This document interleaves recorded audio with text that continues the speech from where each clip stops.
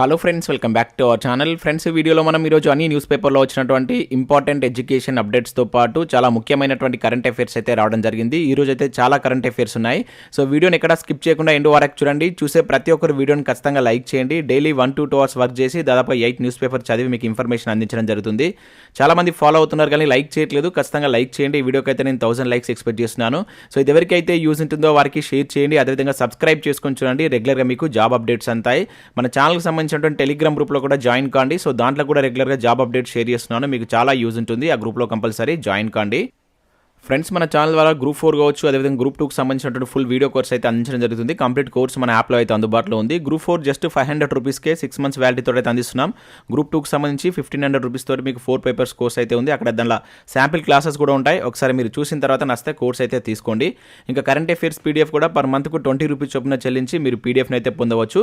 So next జనవరికి సంబంధించినటువంటి PDF 1 or 2 డేస్లో మేము అప్లోడ్ అయితే చేస్తాం. చాలా మంది అడుగుతున్నారు. అదేవిధంగా టెస్ట్ సిరీస్ సంబంధించి మనకు ఇండియన్ పాలిటిక్స్ సంబంధించి అండ్ తెలంగాణ చరిత్ర అండ్ తెలంగాణ ఉద్యమ చరిత్ర కావచ్చు అండ్ జనరల్ సైన్స్ సంబంధించిన టెస్ట్ సిరీస్ అయితే ఉన్నాయి. ఇవన్నీ మీకు చాప్టర్ వైజ్గా అప్లికేషన్ అండ్ డైరెక్ట్ మెథడ్లో టెస్ట్ సిరీస్ అయితే ఉంటాయి. వాటితో పాటుగా జనరల్ స్టడీస్ నోట్స్ కూడా ఉంది, short notes. So interested candidates అక్కడ శాంపిల్ పీడిఎఫ్స్ ఉంటాయి, చూసి తీసుకోండి. ఇంకా రెగ్యులర్గా మన ఛానల్లో కంటెంట్ కూడా అప్లోడ్ చేస్తున్నాం. ఒకసారి ప్లేలిస్ట్కి వెళ్ళి చూసి నచ్చితే వాటిని ఫాలో కండి. ఫ్రెండ్స్, ఈరోజు న్యూస్ పేపర్లో వచ్చినటువంటి అప్డేట్స్ కనుక చూసినట్లయితే మనకు ఫస్ట్ అప్డేట్ వచ్చేసి ఒకే రోజు 4 పరీక్షలు రాసేదేలా అంటూ ఇక్కడ మనం దిశ న్యూస్ పేపర్లో ఒక అప్డేట్ అయితే చూడవచ్చు. వాయిదా వేయాలని టీఎస్పీఎస్సీకి అభ్యర్థులు రిక్వెస్ట్ అని చెప్పేసి ఇక్కడ ఇచ్చారు. సో ఇన్ఫర్మేషన్ కనుక చూసినట్లయితే పలు జాబ్ నోటిఫికేషన్లకు సంబంధించిన ఒకే రోజు 4 పరీక్షలు ఉండగా లక్షలాది మంది అభ్యర్థులు ఇబ్బంది పడేటువంటి అవకాశం ఉందని డివిజనల్ అకౌంట్స్ ఆఫీసర్ డిఏఓ అభ్యర్థులు టీఎస్పీఎస్సీ అధికారులను కలిసి విజ్ఞప్తి చేశారు. సో రాష్ట్రంలో డివిజనల్ అకౌంట్స్ ఆఫీసర్ పరీక్షను వాయిదా వేస్తే ఎంతో మంది నిరుద్యోగులు ఎగ్జామ్ రాసుకునేందుకు అవకాశం లభిస్తుందని సూచించారు. సో ఈ నెల 26న మనకు డిఏఓ ఎగ్జామ్స్తో పాటు మరొక 3 ఎగ్జామ్స్ అయితే ఉన్నాయి. సో మనకు SSC staff selection commission exam సంబంధించి జేఈ ఎగ్జామ్ కావచ్చు, అదేవిధంగా కేంద్రీయ విద్యాలయ సంఘటన పిఆర్టీకి సంబంధించి, అదేవిధంగా ఎయిర్పోర్ట్లో ఖాళీ భర్తీకి సంబంధించి కూడా మరొక ఎగ్జామ్ అయితే ఉంది. ఒకే రోజు మనకు 4 ఎగ్జామ్స్ అయితే ఉండడం జరిగింది.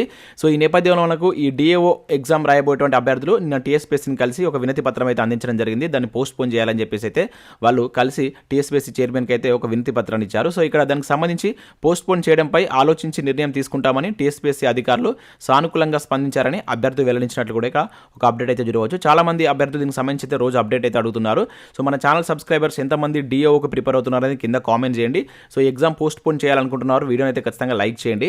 సో ఇక్కడ మనం నెక్స్ట్ అప్డేట్ కనుక చూసినట్లయితే మనకు 1793 పోస్టులతోటి మరొక నోటిఫికేషన్ అయితే రిలీజ్ కావడం జరిగింది. ఆర్మీ ఆర్డినెన్స్ కార్ప్స్లో ఈ నోటిఫికేషన్ అయితే రిలీజ్ చేశారు. సో ఇది మనకు వచ్చేసి సికింద్రాబాద్లో ఉన్నటువంటి రక్షణ మంత్రిత్వ శాఖకు చెందినటువంటి central recruitment cell army ordnance corps centre అని చెప్పేసి పిలుస్తారు దీన్ని. ఇది దేశవ్యాప్తంగా ఉన్నటువంటి పలు రీజియన్లో సో ట్రేడ్స్మెన్ పోస్టులు కావచ్చు, అదేవిధంగా ఫైర్మెన్ పోస్టుల భర్తీకి సంబంధించి నోటిఫికేషన్ అయితే రిలీజ్ చేసింది. దీనికి సంబంధించి మనకు అఫీషియల్ నోటిఫికేషన్ కూడా వెబ్సైట్లో అయితే పొందుపరిచారు. సో దీనికి సంబంధించిన డీటెయిల్స్ కనుక చూసినట్లయితే ఇక్కడ సో దీనికి సంబంధించి మనకు ఈ ట్రేడ్స్ మ్యాన్ మేడ్ పోస్టులు వచ్చేసి 1249 వేకెన్సీస్ ఉన్నాయి. అదేవిధంగా దీనిలో మనకు ఫైర్మెన్ వేకెన్సీస్ కూడా 544 వేకెన్సీ అయితే ఉండడం జరిగింది. ఇవి మనకు రీజియన్ వైజ్గా భర్తీ అయితే చేస్తున్నారు. సో ఇక్కడ అర్హతలు కనుక చూసినట్లయితే ఇక్కడ మనకు ట్రేడ్స్ మ్యాన్ మేడ్కి సంబంధించి మెట్రికులేషన్ విత్ ఐటీఐ అనేది పాస్ అయి ఉండాలి. దాంతోపాటు ఇక్కడ ఫైర్మెన్ పోస్టులకు జస్ట్ మీరు 10th క్లాస్తో అయితే వీటికి అప్లై చేసుకోవచ్చు. 18 to 25 years మధ్య ఏజ్ అనేది ఉండాలి. దానికి సంబంధించి మీకు ఏజ్ రిలాక్సేషన్స్ కూడా ఉంటాయి. ఇక్కడ స్టార్టింగ్ శాలరీ కూడా మనకు ఈ ట్రేడ్స్ మ్యాన్ మేడ్కి సంబంధించి 18,000, అదేవిధంగా అండ్ ఫైర్మెన్కి సంబంధించి 19,900 నుంచి అయితే స్టార్టింగ్ శాలరీ అయితే ఉంది. సో వీటికి ఫిజికల్ టెస్ట్లు, అదేవిధంగా స్కిల్ టెస్ట్ ఆధారంగా వీటి యొక్క ఎంపిక ప్రక్రియ ఉంటుందని చెప్పేసి అయితే మెన్షన్ చేయడం జరిగింది. సో ఆన్లైన్ ద్వారా వీటికి మీరు అయితే అప్లై చేసుకోవాలి. సో ఎంప్లాయ్మెంట్ న్యూస్ పేపర్లో ప్రకటన ప్రచురితమైనటువంటి తేదీ నుంచి 21 రోజుల్లో మీరు వీటికి అప్లై అయితే చేసుకోవాలి. ఆల్రెడీ అప్లికేషన్ ప్రాసెస్ అయితే స్టార్ట్ అయింది. సో పూర్తి నోటిఫికేషన్ పీడిఎఫ్ లింక్ కూడా మీకు కింద నేను డిస్క్రిప్షన్లో ఇస్తాను, మీరు డౌన్లోడ్ చేసుకొని చూడండి. దీనిలో మీకు దీనికి సంబంధించి మనకు ఫిజికల్ టెస్ట్లు ఏం పెడతారు అండ్ ఎగ్జామినేషన్ ప్యాటర్న్ ఏ విధంగా ఉంటుంది, ఏజ్ లిమిట్కి సంబంధించి ఇక్కడ మీరు చూడవచ్చు. అండ్ వీటన్నిటికి సంబంధించిన కంప్లీట్ డీటెయిల్స్ అయితే ఈ నోటిఫికేషన్ పీడిఎఫ్లో ఉన్నాయి. నేను డిస్క్రిప్షన్లో దీని లింక్ ఇస్తాను, ఒకసారి డౌన్లోడ్ చేసుకొని చూడండి. మీకు కనుక ఎలిజిబిలిటీ ఉంటే వీటికి అప్లై చేసుకోండి. సో నెక్స్ట్ అప్డేట్ కనుక చూసినట్లయితే మనకు బీఎస్ఎఫ్ నుంచి కూడా హెడ్ కానిస్టేబుల్ ఉద్యోగాల భర్తీకి సంబంధించి మరొక నోటిఫికేషన్ అయితే రిలీజ్ అయింది. దీనిలో మనకు హెడ్ కానిస్టేబుల్ వెటరన్కి సంబంధించి 18 వేకెన్సీస్ ఉన్నాయి. అదేవిధంగా కానిస్టేబుల్కి సంబంధించి 8 వేకెన్సీ అయితే ఉన్నాయి. సో పోస్టులను అనుసరించి 10వ తరగతి అదేవిధంగా ఇంటర్మీడియట్ అర్హతతోటి వీటికి మీరైతే అప్లై చేసుకోవచ్చు. సో 18 to 25 years మధ్య మీకు ఏజ్ ఉండాలి. వీటితో పాటుగా కొన్ని అదనంగా కూడా పోస్టులు ఉన్నాయి. సో దీనికి సంబంధించి మీరు బీఎస్ఎఫ్ వెబ్సైట్కి వెళ్ళి చూసి మీకు కనుక వాటికి ఎలిజిబిలిటీ ఉంటే అప్లై చేసుకుంటాను ప్రయత్నం చేయండి. సో నెక్స్ట్ అప్డేట్ చూసినట్లయితే ఇక్కడ మనకు పోలీస్ అభ్యర్థులపై క్రిమినల్ కేసులు అంటూ ఇక్కడ మనం చూడవచ్చు. 38 మంది మందిపై బంజారాహిల్స్ పంజాగుట్ట పీసీలో 41 సిఆర్పిసి నోటీసు కూడా అని చెప్పేసి ఇక్కడ చూడవచ్చు. అసెంబ్లీ, ప్రగతి భవన్, డీజీపీ ఆఫీస్ ముట్టడికి ప్రయత్నించినందుకు అని చెప్పేసి ఇక్కడ ఇచ్చారు. సో ఇన్ఫర్మేషన్ కనుక చూసినట్లయితే మనకి ఇక్కడ పోలీస్ రిక్రూట్మెంట్లో భాగంగా రన్నింగ్ క్వాలిఫై మెయిన్స్ రాసేందుకు అవకాశం ఇవ్వాలంటూ కొందరు అభ్యర్థులు అసెంబ్లీ కావచ్చు, అదేవిధంగా డీజీపీ ఆఫీస్ ముట్టడికి ప్రయత్నించినటువంటి విషయం తెలిసింది. సో దీంతో ముట్టడికి ప్రయత్నించినటువంటి 16 మందితో పాటు అసెంబ్లీ వద్ద నిరసన చేసినటువంటి 12 మందిని పోలీసులు అయితే అరెస్ట్ చేసి కేసులు నమోదు చేశారంటే ఇక్కడ ఒక అప్డేట్ తీయడం జరిగింది. సో అణచివేయాలని చూస్తే ఉద్యమిస్తామని చెప్పేసి కూడా ఇక్కడ స్టూడెంట్ సంఘాలు చెప్తున్నట్లు కూడా ఒక అప్డేట్ మనం దిశ న్యూస్ పేపర్లో అయితే చూడవచ్చు. సో నెక్స్ట్ చూసినట్లయితే ఇక్కడ మనకి ఈ వారం వెలుగు సక్సెస్ న్యూస్ పేపర్లో మనకు ఒక మంచి ఆర్టికల్ అయితే రావడం జరిగింది. Union budget. సో మనకు రీసెంట్గా కేంద్ర ప్రభుత్వం అయితే బడ్జెట్ ప్రవేశపెట్టింది. దానికి సంబంధించి బడ్జెట్ ఇలా చదివేద్దాం అనే టైటిల్ తోటి ఇక్కడ వెలుగు న్యూస్ పేపర్లో ఒక అప్డేట్ అయితే మనం చూడవచ్చు.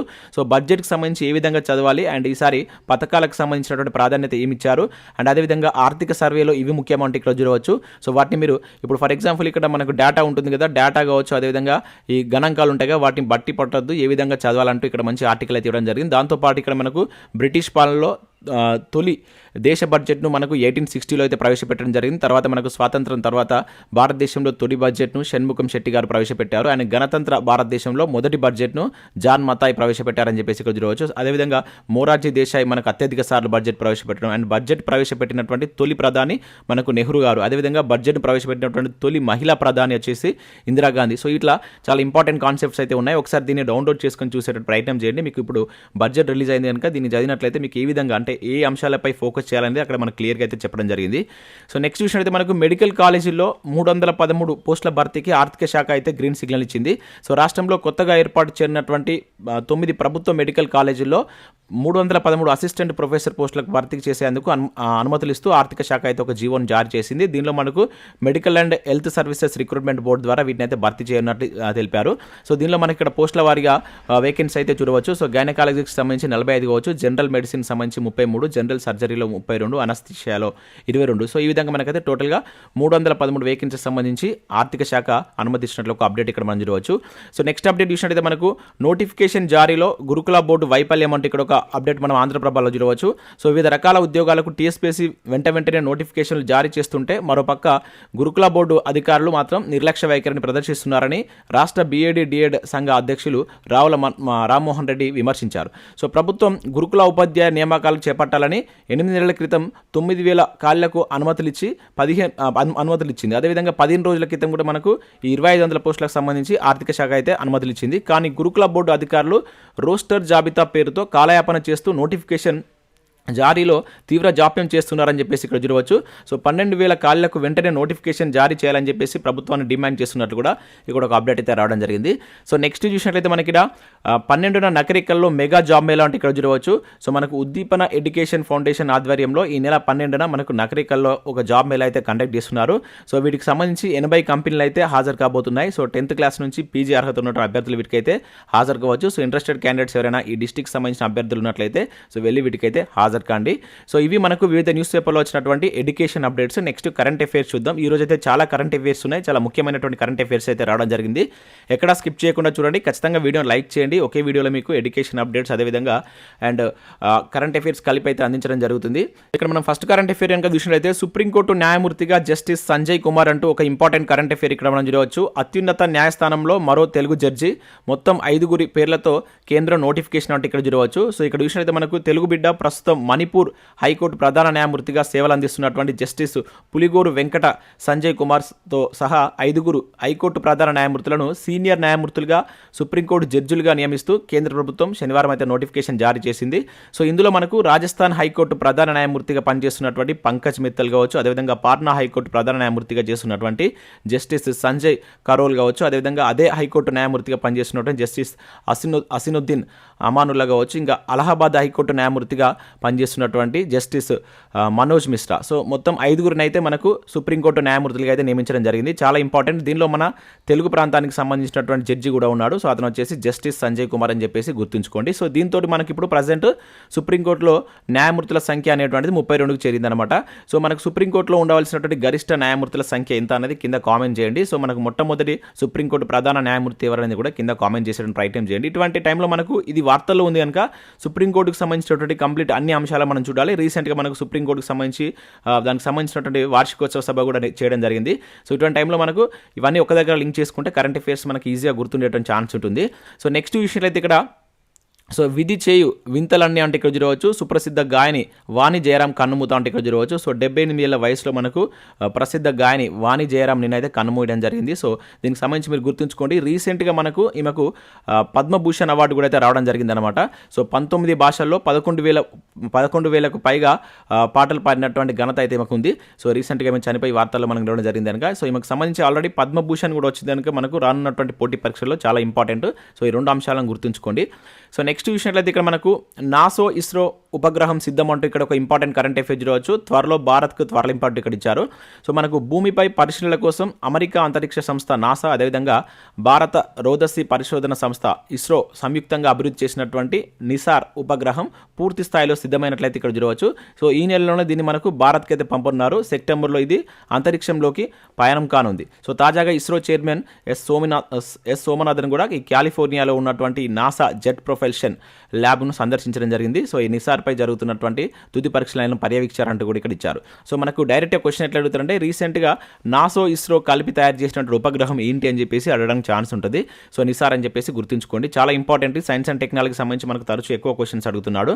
సో నెక్స్ట్ ఇక్కడ మనం చూసినట్లయితే 12,000 అడుగుల ఎత్తులో ఐస్ స్కేటింగ్ ట్రాక్ అంటూ చూడవచ్చు. నాకో సరస్సులో సరికొత్త ప్రపంచ రికార్డ్ అని చెప్పేసి ఇక్కడ ఇచ్చారు.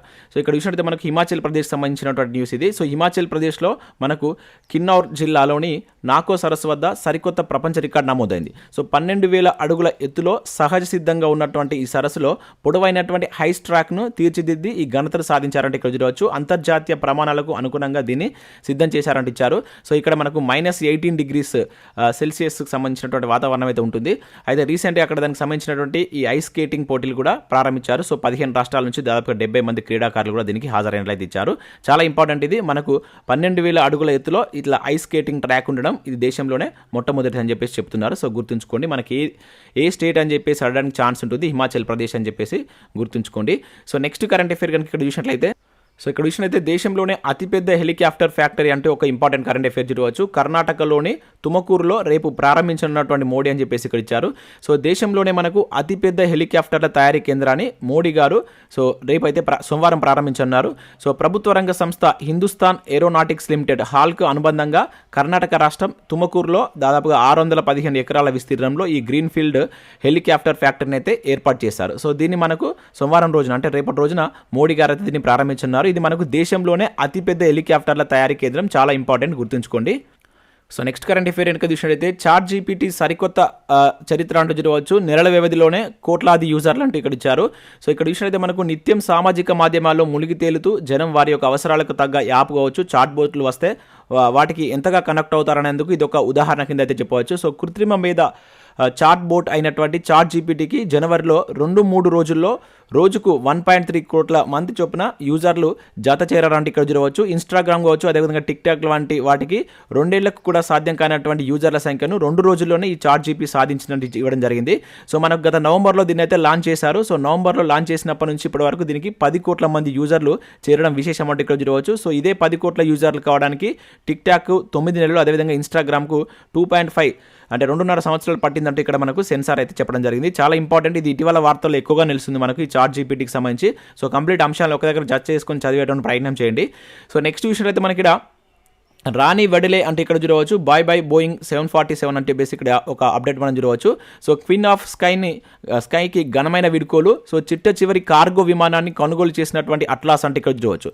సో మనకు విమానాల చరిత్రలో మహారాణిగా వెలుగొందినటువంటి బోయింగ్ 747 విమానం కథ ముగిసినట్లయితే ఇక్కడ చెప్పుకోవచ్చు. సో 50 ఏళ్లకు పైగా అద్భుతమైనటువంటి సేవలు అలరించినటువంటి ఈ విమానాల తయారీ బోయింగ్ అయితే వీటి తయారీని అయితే నిలిపివేస్తూ మనకి ఇక్కడ వార్తల్లో అయితే నిలవడం జరిగింది. దాని యొక్క చిట్ట చివరి విమానమైనటువంటి దాన్ని సో మనకు ఈ అట్లాస్ అనేటువంటి కంపెనీకి అయితే సేల్ చేయడం జరిగింది. చాలా ఇంపార్టెంట్. మనకి ఇటీవల వార్తల్లో నిలిచినటువంటి 747 దేనికి సంబంధించి అని చెప్పేసి అంటాడు.